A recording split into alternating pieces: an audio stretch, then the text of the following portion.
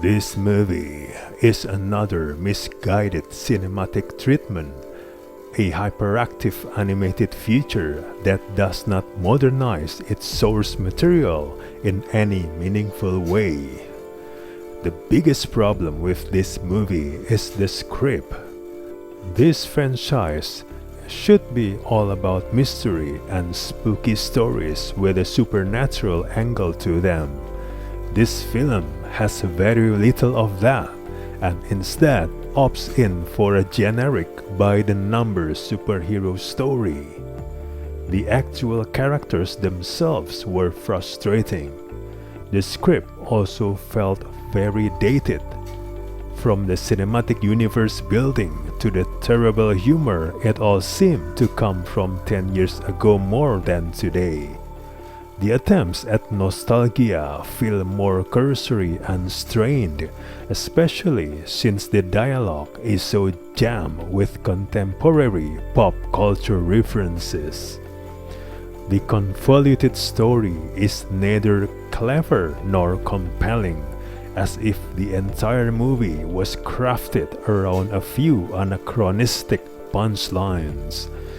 The writers contrive a chosen one arc that doesn't make much sense for the character.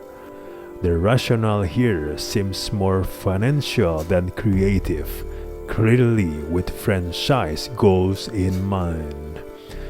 The film evolves into a barrage of elaborate CGI action sequences that stray gradually further from the spirit of the original Hanna-Barbera cartoons from which Scoob draws its inspiration. In this case, the result is more exhausting than endearing. Overall, the movie has nice animation, but convoluted storylines with too many villains, terrible humor, and flat characters make this movie is entirely missable for fans of Scooby-Doo, even with the lower barrier of entry due to the film releasing straight to streaming.